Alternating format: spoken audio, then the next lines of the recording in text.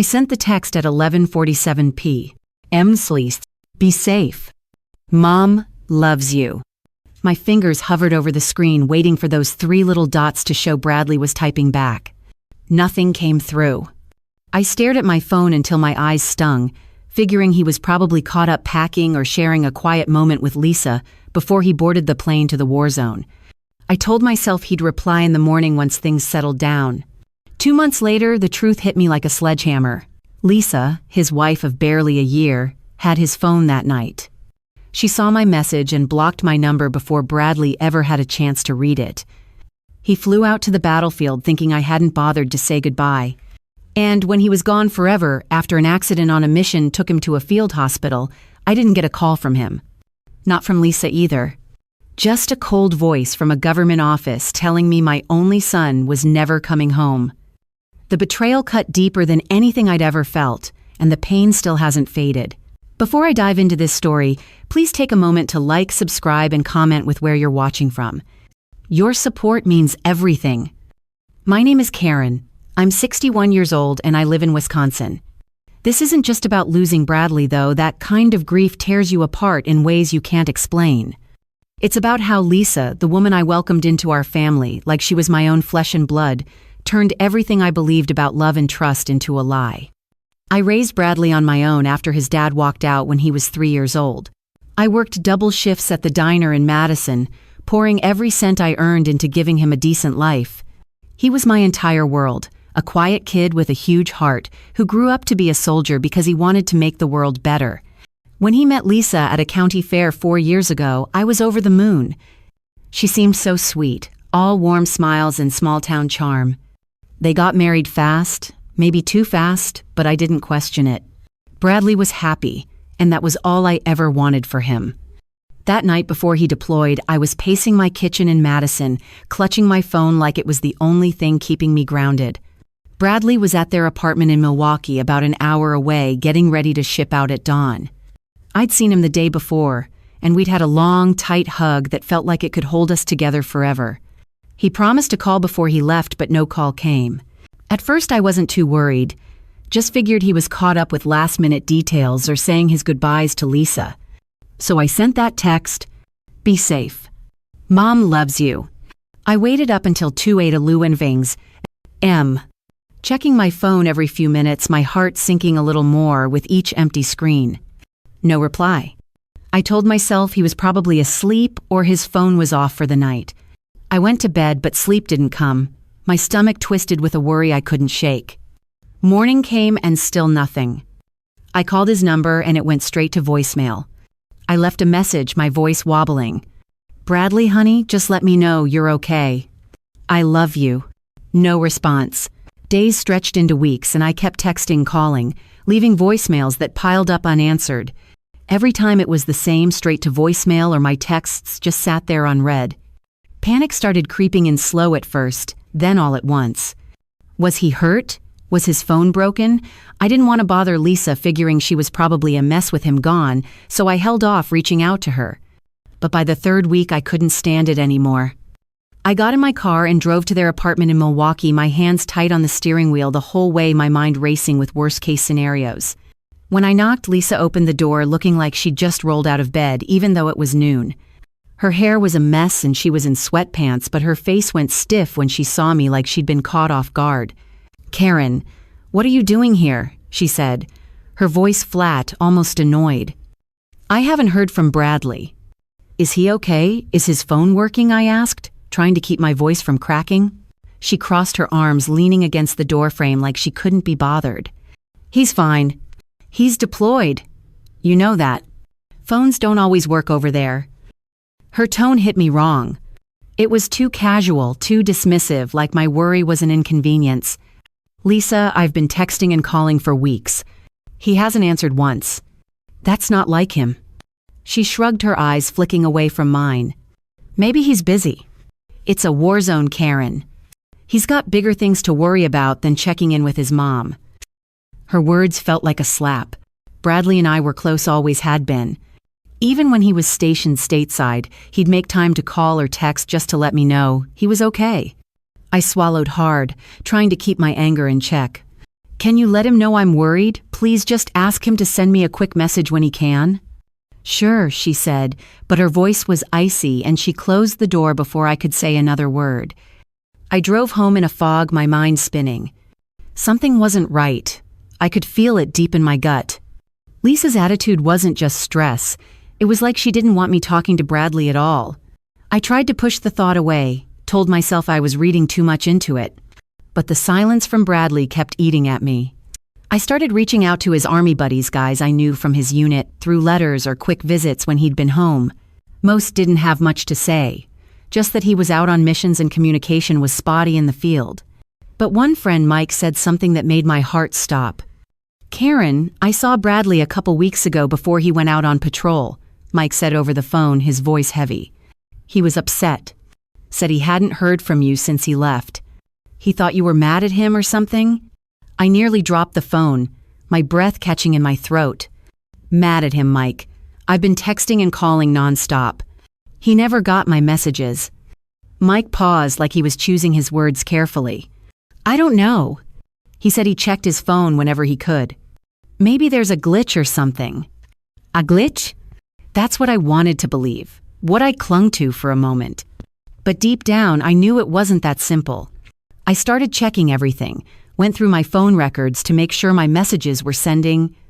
Everything looked normal on my end. I even called my provider to see if there was an issue with my number. They said everything was working fine. The dread settled in heavy and cold. If it wasn't my phone and it wasn't Bradley's, then what was stopping him from seeing my messages? 2 months after he deployed, I got the call that changed everything. It was a Tuesday morning and I was pouring coffee, my hands moving on autopilot. My phone rang and I didn't recognize the number, but I answered anyway, my heart already pounding. A man's voice came through, calm and official. "Mrs. Thompson, this is Major Reynolds with the Department of the Army. I'm sorry to inform you that your son, Specialist Bradley Thompson, was critically injured in an accident during a mission in Kandahar." My knees gave out and I grabbed the counter to keep from collapsing. He kept talking, saying Bradley had been airlifted to a field hospital but didn't make it. They were arranging to bring him home. I barely heard the rest. My mind stuck on those words, "didn't make it." The room spun, and all I could think was I never got to say goodbye. The next few days were a blur, a haze of grief I couldn't navigate. Friends came over, brought casseroles and flowers, tried to sit with me, but I was numb, barely able to speak. Lisa didn't call, didn't text, didn't show up at my door. I had to hear from the Army liaison that she'd been notified before me because she was his next of kin. That hurt worse than I expected.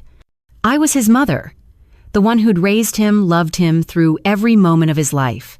Why hadn't she reached out? When I finally saw her at the memorial service, she barely looked at me. She stood there in a black dress, clutching a tissue, her eyes red but dry like she was putting on a show. I wanted to confront her to demand answers, but I held it together for Bradley's sake, for the memory of my son. It wasn't until a week after the service that the truth started to unravel. Mike came to my house with a box of Bradley's things from the base, just a few personal items they'd sent back. We sat at my kitchen table, the box between us, and he handed me Bradley's phone. It was cracked, but it still powered on. I scrolled through his messages, my hands unsteady, my heart racing. There was nothing from me. Not a single text, not a single voicemail. I checked the blocked contacts list, and there it was, my number clear as day. The world tilted, and I felt like I couldn't breathe. I showed Mike, and his face went pale, his jaw tight. "Karen, I swear Bradley didn't do this," he said, his voice low. "He was torn up about not hearing from you. He'd never block you." That's when it clicked sharp and brutal. Lisa. She had his phone that night before he left. She'd seen my text, the one that said, "Be safe. Mom loves you." And she'd blocked me before Bradley could ever see it. She'd cut me out of his life while he was out there fighting for his country, risking everything. I never got to tell him I loved him one last time, and he went to that field hospital thinking I hadn't cared enough to say goodbye. The rage came fast and hot, burning through the grief. I wanted answers. I wanted to know why she'd done it. But more than anything, I wanted my son back, and that was the one thing I could never have. The realization didn't just break my heart, it shattered something deeper, something I didn't even know could break. I sat there at the table with Mike staring at Bradley's phone, trying to piece together how it had all gone so wrong. I thought about every moment I'd spent with Lisa, every smile, every hug, every time she'd called me mom at the wedding. Had it all been a lie? Had she been planning this from the start, or was it just a cruel impulse that night? I didn't know, but I knew I couldn't let it rest. I had to find out what happened to confront the woman who'd stolen my last connection to my son. I spent the next few days in a haze of anger and sorrow, going over every detail in my mind. I replayed that conversation with Lisa at her apartment, the way she'd shrugged off my worry like it was nothing.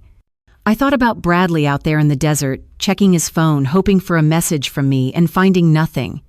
The thought of him feeling abandoned by me, his mother, was unbearable. I started writing down everything, every moment, every suspicion, trying to make sense of it. I called Mike again, asked him to tell me anything else he remembered about Bradley's state of mind. He didn't have much more to add, just that Bradley had seemed off the last time they talked, like something was weighing on him. "Karen, he loved you," Mike said before we hung up. "He talked about you all the time, how you were always there for him. Whatever happened with his phone, it wasn't him." Those words were a small comfort, but they didn't dull the pain.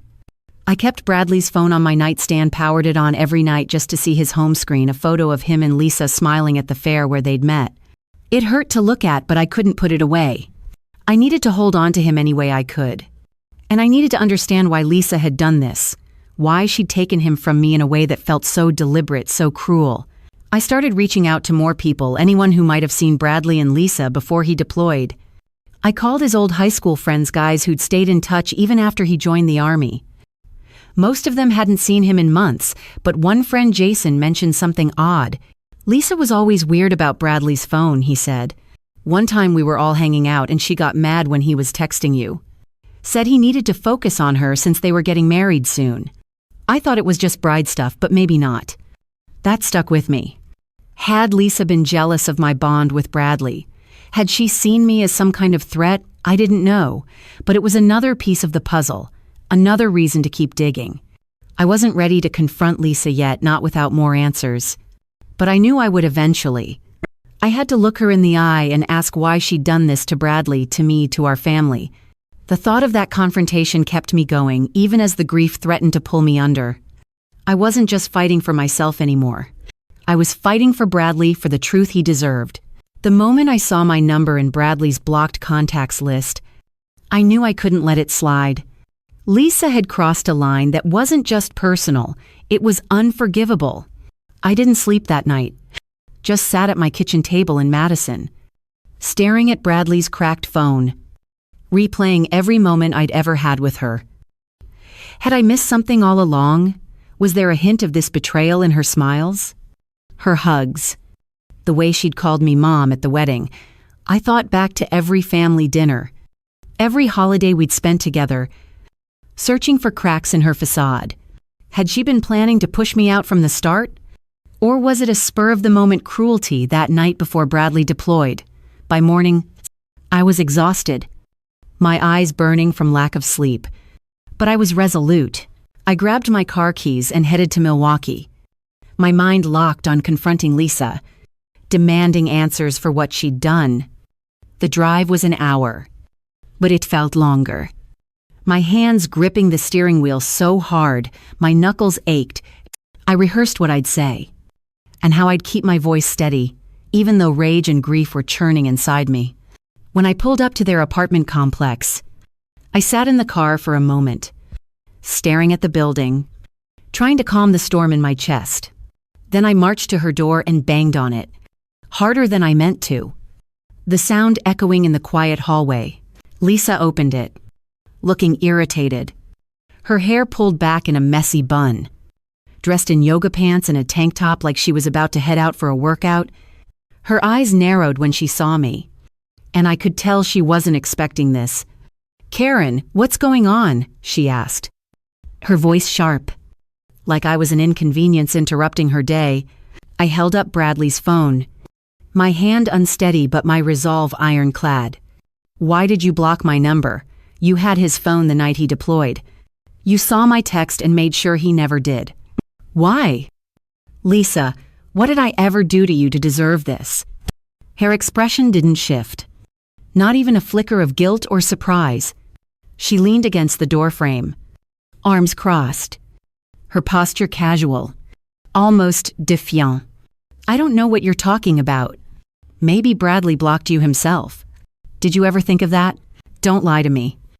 I snapped, stepping closer, my voice rising despite my efforts to stay calm. He was upset. Lisa, he thought I hadn't reached out, that I didn't care. He didn't know I was texting him because you made sure he never saw it. You cut me off from my own son. Lisa's eyes tightened, and for the first time, I saw something cold in her, a hardness I'd never noticed before. Not even when she'd brushed me off at her apartment weeks earlier. You're blowing this out of proportion. Karen, Bradley was a grown man. He didn't need his mom texting him every 5 minutes while he was trying to focus on his job. Her words hit like a punch to the gut, stealing my breath. Blowing this out of proportion. He was my son. Lisa, he was going to a war zone. And you thought it was okay to keep me from saying goodbye. He's gone now. And I never got to tell him I loved him because of you. She flinched. Just for a split second. But then her face hardened again, her lips pressing into a thin line. Look, I did what I thought was best. He was stressed that night. And you texting him all emotional wasn't helping. I was his wife. Karen, it was my job to look out for him. Look out for him. I let out a bitter laugh. The sound harsh even to my own ears. You didn't look out for him. You lied to him. You made him think I didn't care. Do you have any idea what that did to him? To me? Lisa shrugged, actually shrugged, like it was no big deal. Like my pain was irrelevant. He's gone. Karen, yelling at me isn't going to change that. Maybe you should let it go. I wanted to scream, to grab her and shake her until she understood the weight of what she'd done. But her eyes told me everything. She didn't care. Not about me. Not about Bradley. Not about the family we'd been. I turned and walked away, my legs unsteady, because I knew if I stayed, I'd say or do something I couldn't undo. The hallway seemed to close in around me as I made my way back to my car, my breath coming in short, ragged gasps. I slid into the driver's seat and sat there, staring at the dashboard, trying to process what had just happened. Lisa hadn't just dismissed me, she'd acted like I was the problem. Like I had no right to be angry. The drive back to Madison was a blur, my mind racing with questions and memories. I kept hearing her voice. That casual shrug? The way she'd said, let it go like it was nothing. It didn't add up. Lisa wasn't just thoughtless, she was deliberate. Calculated. I started piecing together moments that hadn't seemed significant at the time. Like how she'd always steer the conversation away when I asked about Bradley's deployments, saying she didn't know much or that it was complicated, or how she'd forget to invite me to their place for Thanksgiving or Christmas, leaving me to spend holidays alone while Bradley was stateside. I'd brushed it off, thinking she was just busy or maybe a little possessive of Bradley's time as a new wife. But now, those moments felt like part of a pattern. A slow, intentional push to edge me out of their lives. When I got home, I poured myself a coffee and sat at the kitchen table. Bradley's phone still in front of me. I couldn't stop thinking about what Mike had said. How Bradley was upset, thinking I was mad at him.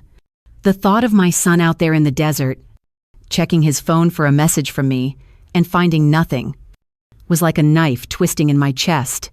I needed to know more, to understand what had been going on in those final weeks before he left.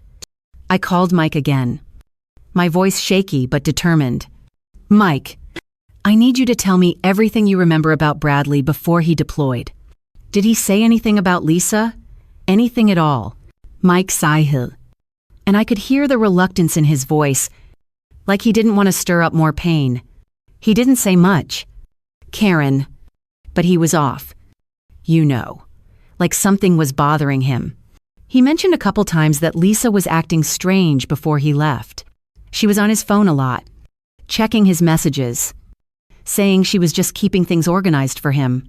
He thought it was sweet at first, but then he started to wonder if she was hiding something. Hiding something, I asked, my stomach tightening. Like what? I don't know. Mike said. He didn't go into details. I just said he was going to talk to her when he got back. He never got the chance. That conversation lit a spark in me, turning my anger into something sharper suspicion. What else had Lisa been hiding? I started going through the box of Bradley's things Mike had brought over, hoping for anything that might give me a clue. There wasn't much, just some clothes. A few letters he'd written but never sent, and a small journal he'd kept. The journal was tough to read, each page a reminder of the son I'd lost.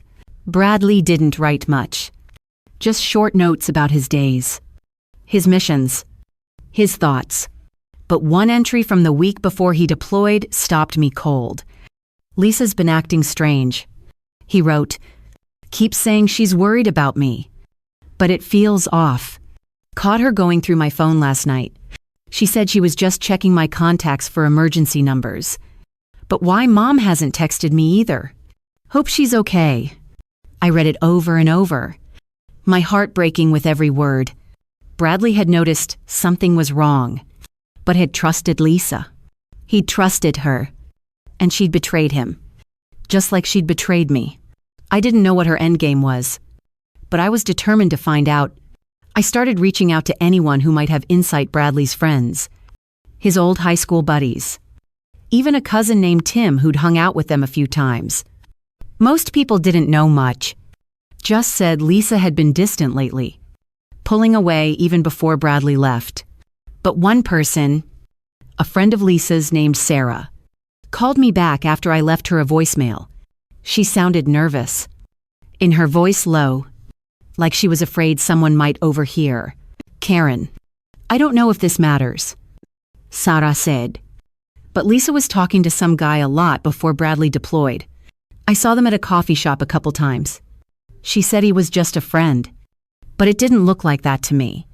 They were close. My breath caught in my throat. A guy, who was he? I don't know his name. Sarah said.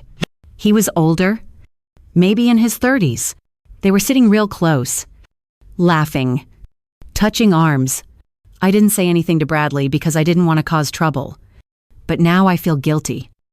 I thanked Sarah and hung up, my mind reeling. Was Lisa cheating on Bradley? Was that why she'd blocked my number, to keep me from finding out? From asking questions that might unravel her secrets? I didn't have proof, but the pieces were starting to fit together in a way that made my skin crawl. Lisa wasn't just cruel, she was hiding something big. Something that went beyond blocking my number. I sat there in my living room, the silence of the house pressing in, and made a decision I never thought I'd make. I needed to know the truth, no matter what it cost me. I found a private investigator through a friend of a friend, a guy named Tom who looked like he'd seen it all. He was in his 50s. Gruff, with a no-nonsense attitude that made me trust him right away. I met him at his office in downtown Madison, bringing everything I had: Lisa's name, Bradley's phone, the journal entry, Sarah's story. I laid it all out, my voice breaking as I explained what I'd found. Tom listened without interrupting, his face unreadable, taking notes in a small notebook. When I finished, he leaned back in his chair and looked at me. Karen, this is a messy situation, he said. People don't hide things this well without a reason. If she's covering something up, I'll find it. But you need to be ready for whatever it is. Sometimes the truth isn't what you want to hear. I nodded, my throat tight. I need to know. Tom, for Bradley, I can't let this go. He agreed to take the case, charging me $5,000. Every penny I had left from my savings. I didn't care about the money. This was about justice, about understanding why Lisa had done this to my son. Tom warned me it might take time, that digging into someone's life wasn't quick or clean. I'll start with her routines, her contacts, see where it leads, he said. Give me a couple weeks, and I'll have something. I left his office feeling a strange mix of relief and dread. Relief that someone was finally helping me. Dread at what he might find. I drove home and tried to keep myself busy. Cleaning the house. Sorting through old photos of Bradley. Anything to keep my mind from spiraling. But every night, I'd lay awake. Thinking about Lisa. About that guy Sarah saw her with. About Bradley's journal entry. What had Lisa been hiding? Was it just an affair? Or was there something even darker at play? I thought about Bradley's last days. How he'd been upset. Distracted. All because of Lisa's lies. The anger kept me going. But the grief was always there. A heavy weight. I couldn't shake. I started talking to more people. Anyone who might have seen Lisa and Bradley together in those final months. I called Bradley's cousin Tim again, asking if he'd noticed anything odd. Lisa was always kind of private. He said, like? She'd be nice. But you could tell she didn't want people too close. I remember one time at a barbecue, she got mad when Bradley was telling stories about you, like how you'd stay up late helping him with homework. She cut him off. Changed the subject. I thought it was weird. Every new detail added fuel to my suspicion. Lisa hadn't just blocked my number, she'd been building a wall between Bradley and me for a long time. I kept in touch with Tom, calling him every few days for updates. But he told me to be patient, that he was following leads. She's careful. He said during one call, but nobody's perfect. I'm getting close. Those weeks of waiting were agonizing. I'd walk through my house, passing Bradley's old room. His football trophies still on the shelf. His army medals in a case by the fireplace. Every reminder of him was a reminder of what Lisa had taken. I started writing letters to Bradley. Things I wished I'd said. Things I wanted him to know. I'd sit at the kitchen table. unhealed. Pouring out my love. My regret. My anger. I never sent them. Just kept them in a drawer. A way to feel connected to him. But the more I wrote, the more I realized this wasn't just about me. Bradley had been betrayed too. And he deserved answers, as much as I did. By the time Tom called me back, I was a bundle of nerves. Jumping at every ring of the phone. Karen, I've got something, he said. His voice steady but serious. Meet me at my office tomorrow. And brace yourself, this might be bigger than you think. I hung up, my heart pounding, knowing that whatever Tom had found would change everything. I didn't sleep that night. Just sat by the window, staring out at the dark, wondering what Lisa had done, how deep her betrayal went. All I knew was that I was ready to face it. For Bradley. For the truth. For the fight I wasn't going to walk away from. Waiting for Tom to get back to me was like living in a pressure cooker. Every day dragged on. Each hour stretching into what felt like an eternity. And I was jumping at every phone call, hoping it was him with answers. I stopped sleeping properly. My nights filled with restless tossing and turning. And I barely ate, surviving on coffee and the occasional piece of toast. My mind was consumed, replaying Bradley's journal entry, the one where he'd written about Lisa acting strange, going through his phone, and wondering why I hadn't texted. I kept his journal on the kitchen table, flipping through it obsessively, searching for any clue I might have missed. I was driven by a need to understand, to uncover what Lisa had done. And I knew I was teetering on the edge of obsession, but I couldn't stop. Lisa had taken so much from me, my son, my last chance to say goodbye, and I wasn't going to let her walk away without facing the consequences. 3 weeks after I hired Tom, he called and said he had something solid. His voice was calm but firm, and he wouldn't give details over the phone. Just told me to meet him at his office in downtown Madison the next morning. Bring a strong stomach, he said, and those words sent a chill through me. I spent the night pacing my living room, the house too quiet, the weight of Bradley's absence pressing in from every corner. I tried to distract myself by organizing his old things, his high school yearbooks, his army patches, a stack of letters he'd sent me from basic training, but every item was a reminder of what I'd lost. And what Lisa had stolen? By the time I left for Tom's office, I was a wreck. My nerves frayed. But I was ready for whatever he'd found. When I arrived, Tom was waiting behind his desk, a thick manila folder in front of him. His office was small, cluttered with files and coffee mugs, but his presence was steady, grounding. He looked at me with a seriousness that made my stomach drop. "Karen, I've got a lot to go over," he said, sliding the folder toward me. "You might want to sit down for this." I sat, my hands clasped tightly in my lap, my heart racing. Tom started laying it out, piece by piece, and every word felt like a blade cutting deeper. Lisa had been seeing someone else, a guy named Derek who owned a bar in Milwaukee. They'd been involved for at least a year, maybe longer, meeting in secret while Bradley was away on training or deployments. Tom had photos, grainy shots of Lisa and Derek together at the bar, laughing at a motel, even at the apartment when Bradley was gone. There were bank records too, showing Lisa had been siphoning money from their joint account into a separate one in her name only. Thousands of dollars. Enough to build a new life. Transferred in small data, careful amounts to avoid suspicion. She was planning to leave him, Tom said, his voice matter-of-fact but heavy. Looks like she was waiting until he deployed to clean out the account and disappear. Blocking your number was likely part of it, keeping you from asking questions or tipping Bradley off before she could make her move. I stared at the photos, my vision blurring as tears welled up. Lisa smiling up at Derek, and her arm around his waist. Her face lit with a happiness I'd never seen when she was with Bradley. It was like looking at a stranger, not the woman I'd welcomed into our family, the one who'd stood at the altar promising to love my son. Why didn't she just leave him, I asked, my voice horsey. Why go through all this? Tom Schrogel, his eyes steady on mine. Money's my guess. Bradley had life insurance through the Army, right? $100,000. Maybe more.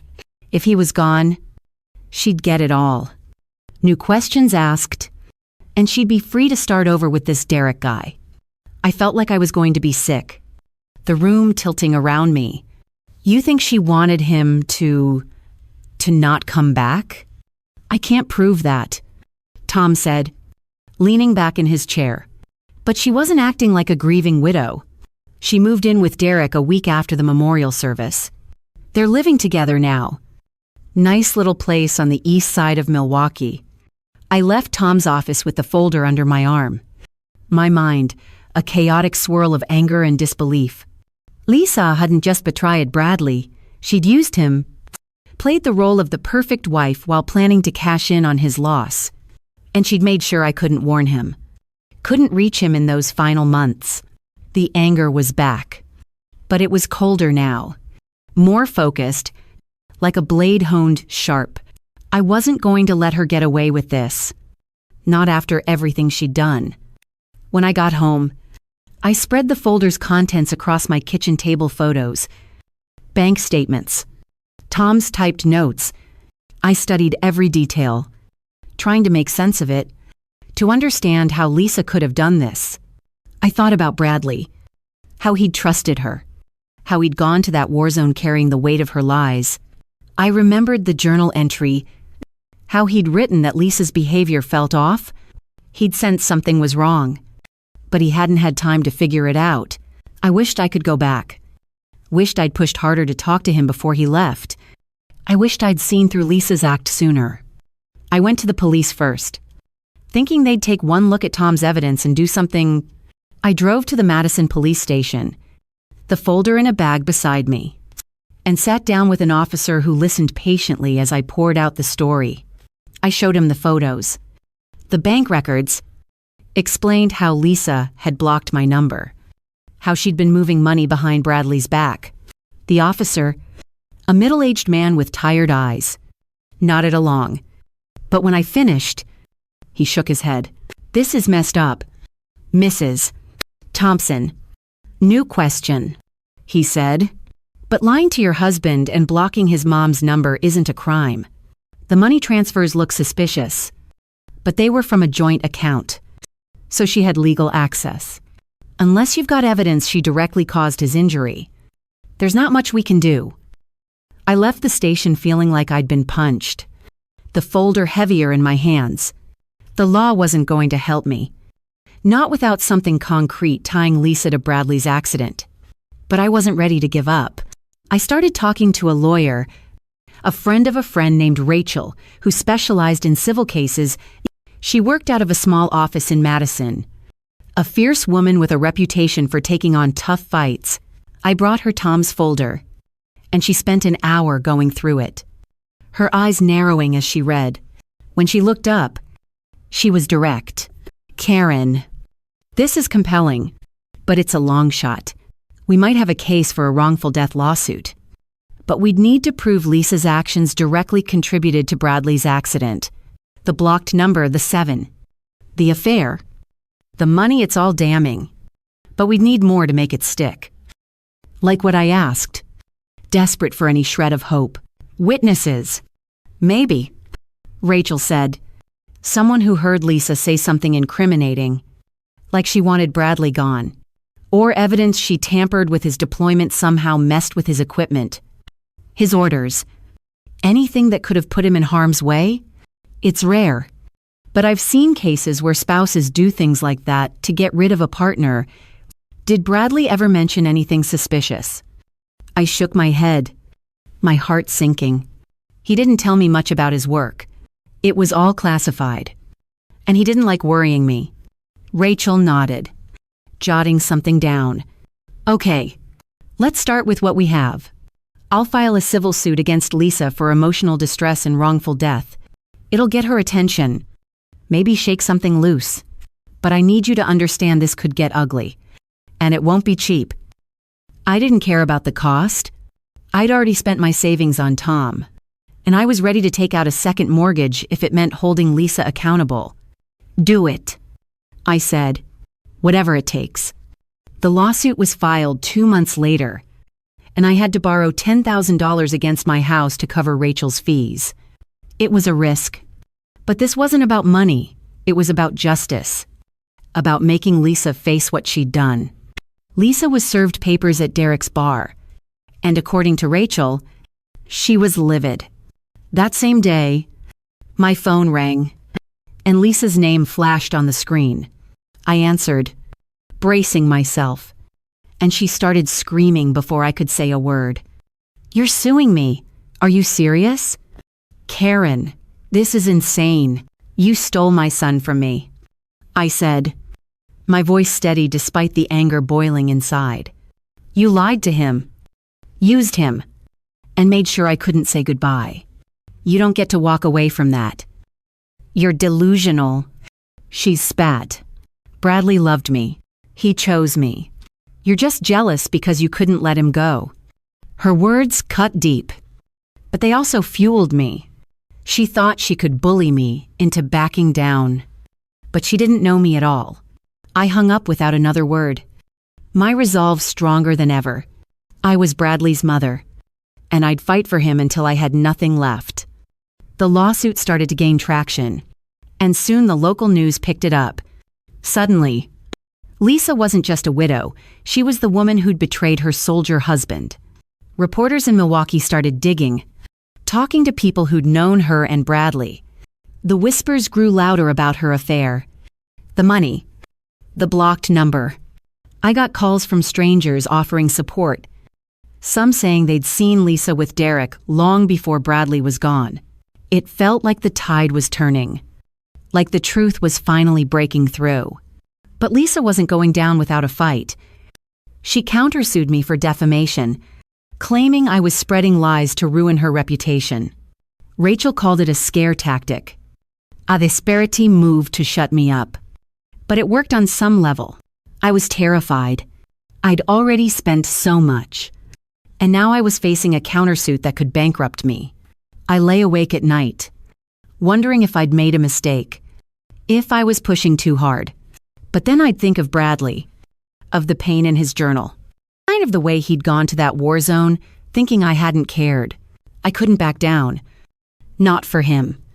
Rachel kept me focused, preparing me for what was coming. Lisa's going to play the victim, she warned. She'll cry. It'd say she was a stressed-out wife, doing her best. But we've got evidence. Karen, we've got the truth. We just need to make the jury see it. I nodded, clutching the folder Tom had given me like it was a lifeline. The lawsuit was my last chance to make Lisa answer for what she'd done, to make the world see who she really was. But as the trial date loomed, I couldn't shake the fear that the truth might not be enough. Lisa was cunning, and she'd already fooled so many people, including Bradley.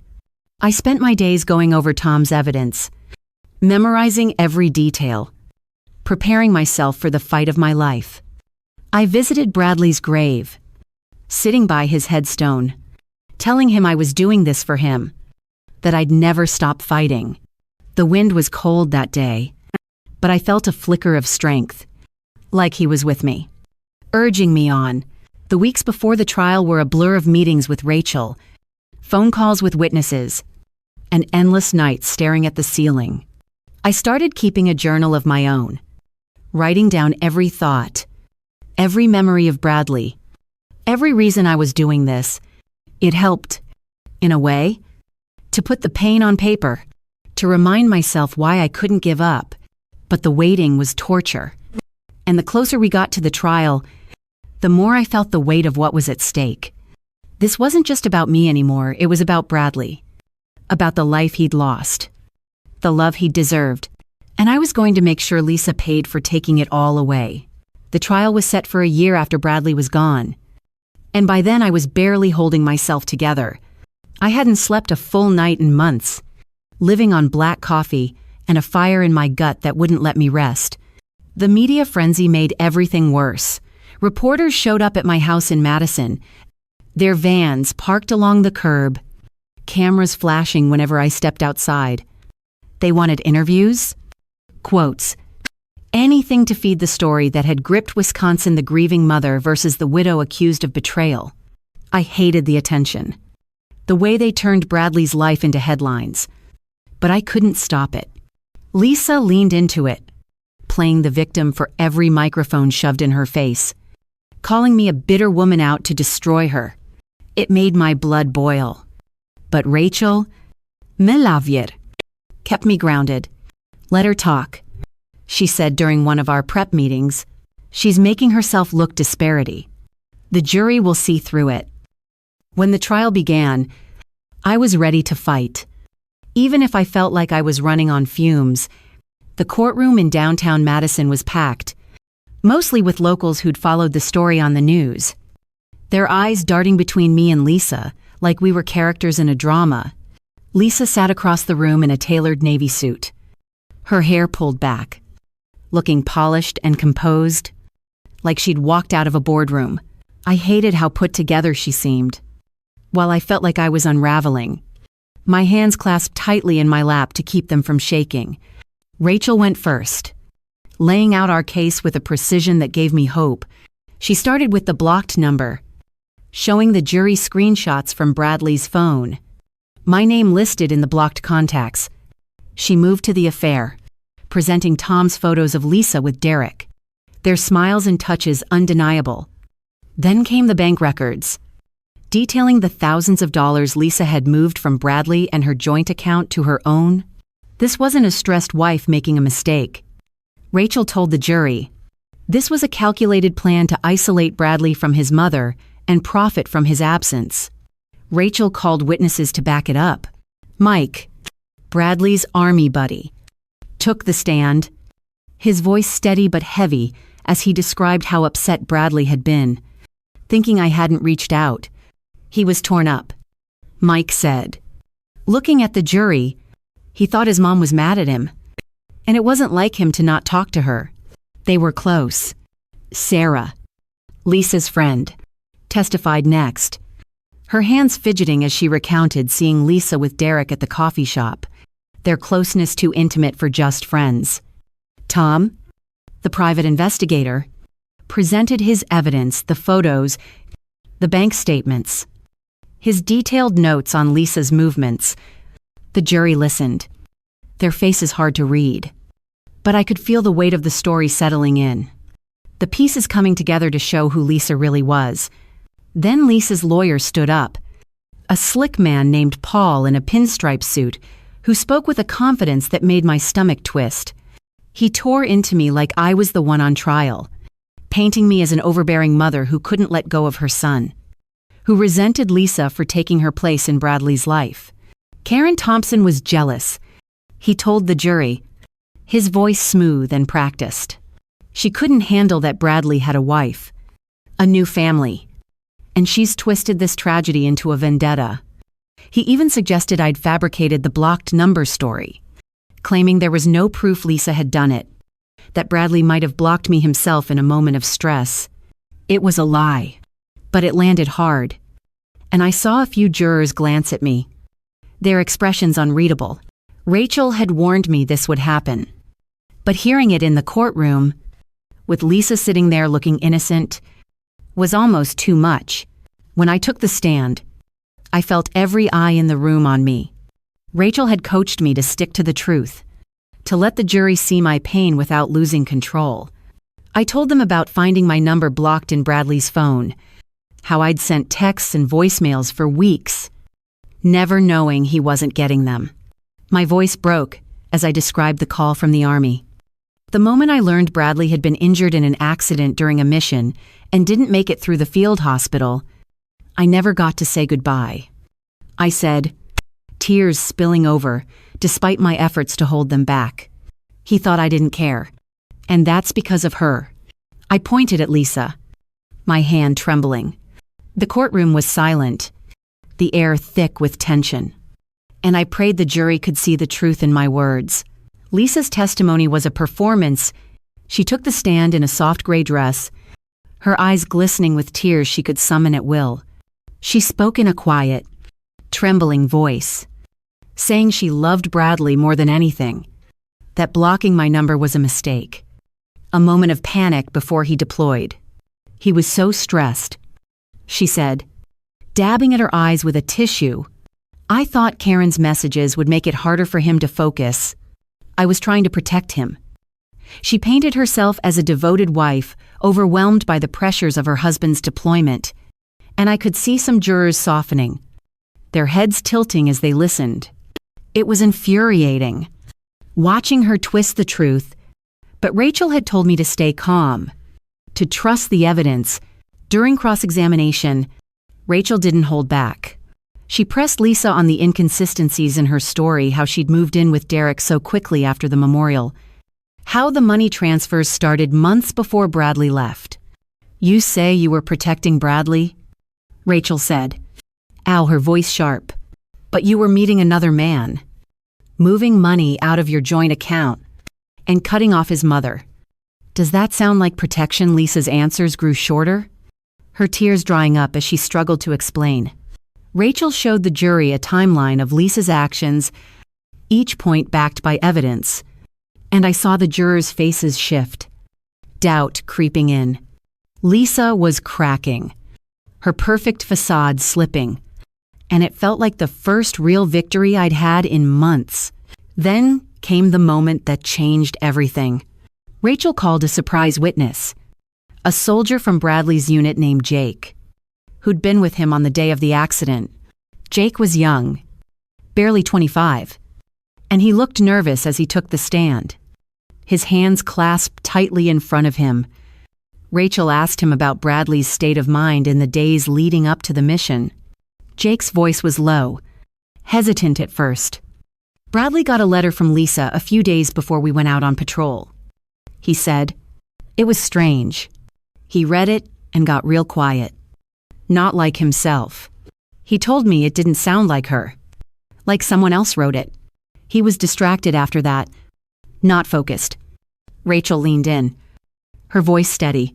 Did he tell you what was in the letter? Jake nodded. glancing at the jury. He said it was cold. Like she was done with him.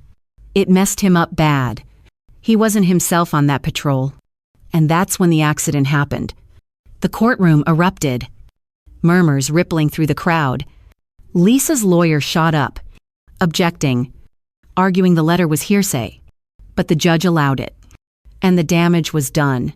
Rachel produced a copy of the letter, which Jake had kept after Bradley showed it to him. It was short, just a few lines, but it was enough to show Lisa had been pulling away, maybe even pushing Bradley to a breaking point. The jury was whispering, the judge banging his gavel to restore order, and I looked at Lisa. For the first time, she looked scared, her face pale, her hands gripping the edge of her seat. The trial stretched on for 2 weeks. Each day, a grueling marathon of testimony and arguments. Lisa's lawyer called witnesses of his own friends, who claimed Lisa was a loving wife. A therapist who said she was struggling with the stress of Bradley's deployment. But their stories felt rehearsed, and Rachel dismantled them on cross-examination, pointing out contradictions, gaps in their timelines. I sat through it all, my heart pounding, my mind racing with every word. I kept Bradley's journal in my bag, touching it during breaks to remind myself why I was there. I thought about his smile, his quiet strength, the way he'd hug me before every deployment, promising to come home. I was fighting for him, and I wouldn't let Lisa's lies win. When the jury finally went to deliberate, I felt like I couldn't breathe. Rachel and I waited in a small room near the courtroom, sipping stale coffee. The silence between us heavy. We did everything we could, she said, her voice soft. Now it's up to them. I nodded. But inside, I was terrified. What if they believed Lisa? What if her tears and lies were enough to sway them? I thought about Bradley, about the letter Jake had described, how it had broken him in those final days. I prayed the jury would see the truth, that they'd hold Lisa accountable for what she'd done. After 3 days of deliberation, the jury returned. The courtroom was packed again, the air thick with anticipation. The 4 persons stood action and dud, reading the verdict in a steady voice.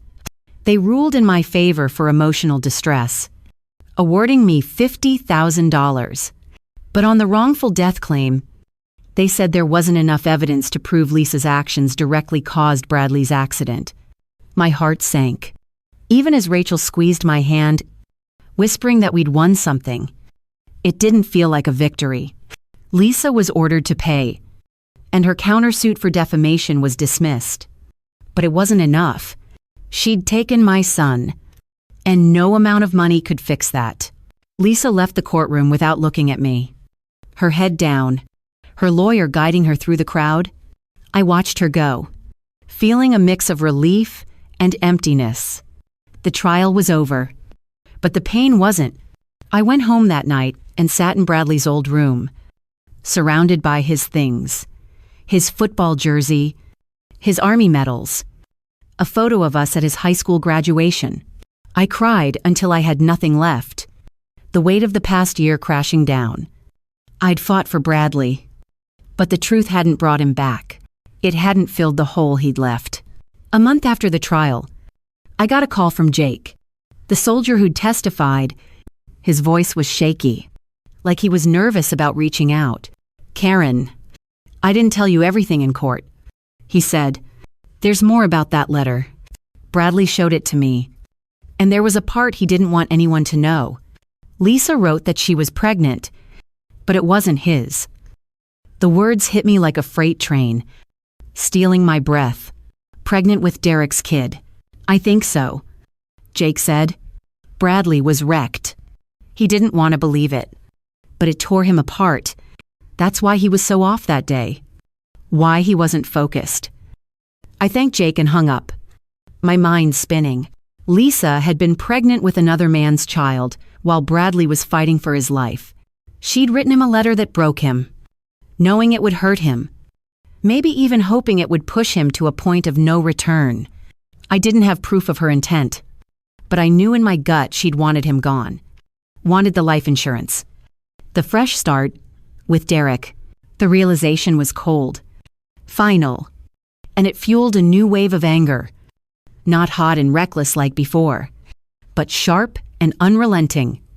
I sat at my kitchen table that night, Tom's folder spread out in front of me, and wrote down everything Jake had said. I didn't know if I'd use it, if there was another fight to be had, but I needed to document it, to make sure the truth was preserved.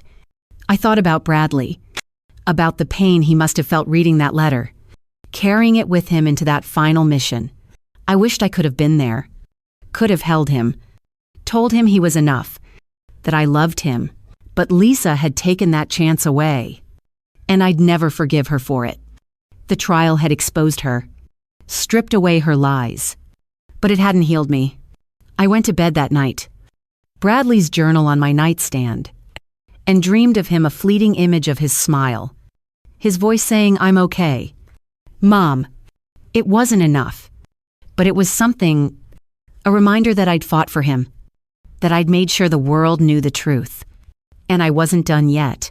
The trial was over, but the ache in my chest didn't ease. I took the $50,000 from the lawsuit and poured it into a trust for a veterans charity in Bradley's name. Something to honor the man he was, the soldier who wanted to make a difference.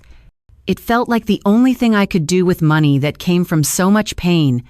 Lisa vanished from Milwaukee after the trial. Or so I heard through whispers from mutual acquaintances. Some said she moved away with Derek. Others, that she was lying low, dodging the gossip that followed her like a shadow. I didn't care enough to dig into it. The truth was out, raw and undeniable, and that had to be enough. But the void Bradley left behind never shrank. I'd wake up in the middle of the night, certain I'd heard his voice calling Mom from the hallway, only to stumble into the dark and find the house empty. Those moments gutted me, reminding me he was gone forever, taken by an accident on a mission and a betrayal I couldn't undo. I started going to a support group in Madison for parents who'd lost children in the military. It was held in a community center, a small room with folding chairs and a coffee maker that never seemed to work right. The first time I went, I sat in the back, arms crossed. I'm not sure I could open up to strangers. But hearing their stories, mothers and fathers carrying the same kind of grief, made me feel less alone. There was a woman named Ellen, whose daughter was lost in a helicopter crash, and a man named Ray, whose son didn't make it through a firefight.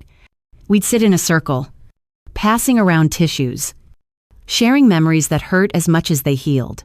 I told them about Bradley, about his quiet laugh, his love for old war movies, and eventually about Lisa, the woman who'd torn our family apart.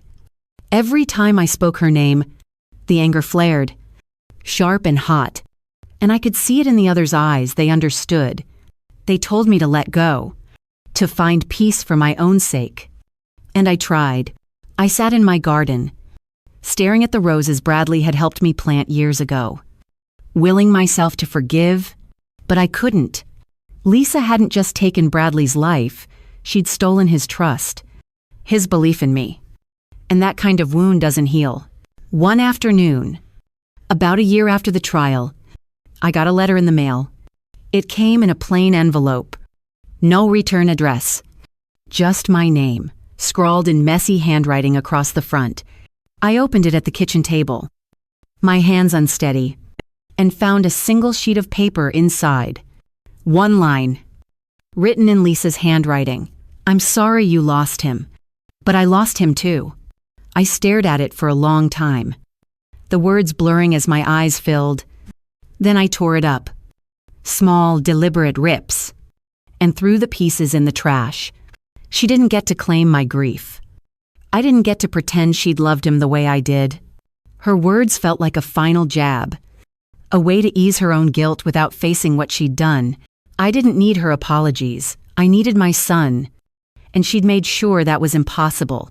That weekend, I drove to Bradley's grave, a quiet cemetery just outside Madison where the grass was always neatly trimmed. I sat by his headstone, the granite cool under my fingers, and talked to him like I always did.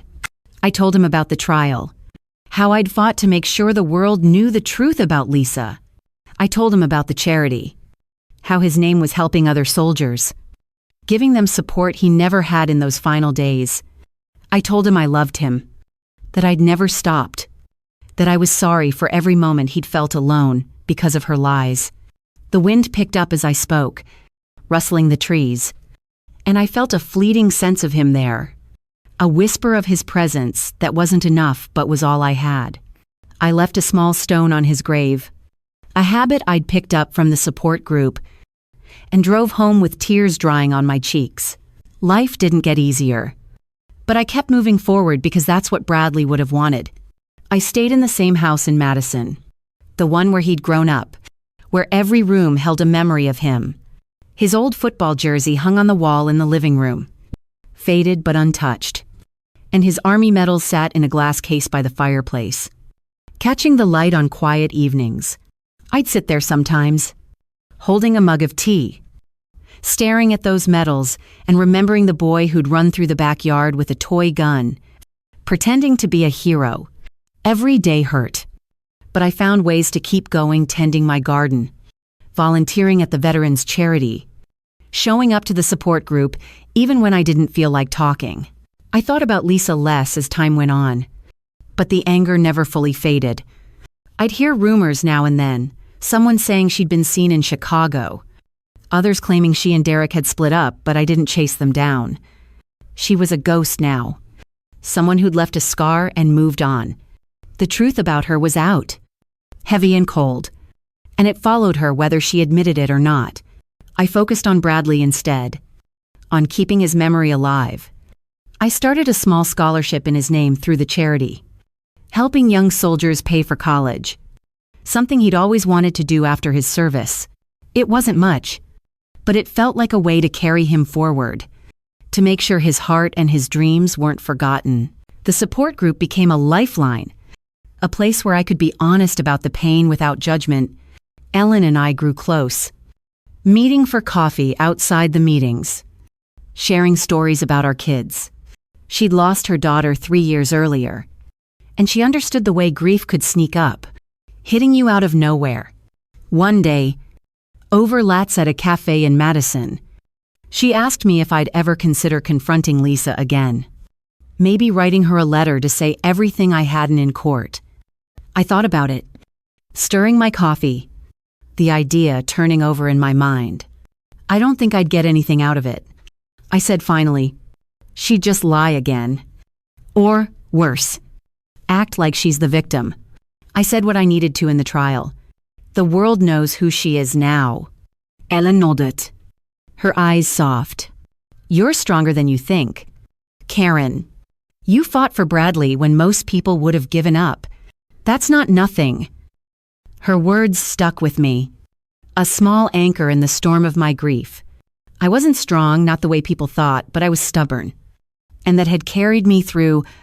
I kept going to the cemetery, talking to Bradley, leaving stones on his grave. I kept volunteering, pouring myself into the charity, meeting with young veterans who reminded me so much of him. They'd tell me their stories' missions gone wrong, buddies lost, dreams they were still chasing, and I'd listen, offering what little wisdom I had. It wasn't the life I'd imagined, but it was a life, and it was mine. One spring morning, I was cleaning out the attic when I found a box of Bradley's old things I'd forgotten about. Inside were his high school report cards, a stack of photos from family trips, and a letter he'd written to me during basic training. I sat on the attic floor, dust motes floating in the sunlight, and read it. Mom, I know you worry, but I'm okay. He'd written, I'm doing this for something bigger, and I'm proud to make you proud. Love you always. I held the letter to my chest, tears falling, and felt a mix of pain and gratitude. He'd known I loved him. Even if Lisa's lies had clouded those final months, that knowledge, fragile as it was, became my lifeline. I started writing again. Not just letters to Bradley, but a journal of my own. A place to put the grief and the anger and the small moments of light. I wrote about the trial, about Lisa's betrayal, about the way the world had shifted after Bradley was gone. I wrote about the support group, the veterans I met, the way Ellen's laugh could pull me out of a dark day. It wasn't for anyone else, just me. A way to make sense of the pieces. Sometimes I'd read entries aloud at the support group, and the others would nod, their eyes reflecting the same kind of loss. It helped. Not to erase the pain, but to carry it. To make it part of who I was, without letting it define me. Lisa's letter stayed in the trash, but its words lingered. A faint echo I couldn't quite shake. I wondered sometimes what she'd meant by, "I lost him too." Had she loved Bradley at all? Or was it just guilt talking? A way to justify her choices I'd never know. And I told myself it didn't matter. She'd made her choices, and I'd made mine. I chose to fight, to honor Bradley, to keep his memory alive in every way I could. I chose to live, even when it hurt, because that's what he'd have wanted. The years didn't erase the pain, but they softened the edges. Like a river smoothing a stone, I kept Bradley's things in the house, his jersey, his medals, the photos that captured his smile. I kept talking to him, at the cemetery, in my garden, in the quiet moments before sleep. I kept fighting, not for revenge, but for truth, for love, for the boy who'd been my world. Lisa was out there somewhere, living her life, maybe thinking she'd escape the weight of what she'd done, but the truth is a heavy thing, cold and unyielding, and it doesn't let go. It's there in the whispers that followed her, in the eyes of those who knew her story. It's there in the work I do, the lives I touch, the memory of Bradley that I carry forward. I don't know if I'll ever see Lisa again, and I don't care. What matters is that Bradley knew I loved him. Even if she tried to take that away, I'll spend the rest of my days making sure his name, his story, his heart lives on. That's my fight now. My truth. And it's enough to keep me going. One step at a time. Through a world that's colder without him. If this story hit you, check out the next one on your screen. Click subscribe and turn on notifications so you don't miss what's coming. Thanks for being here.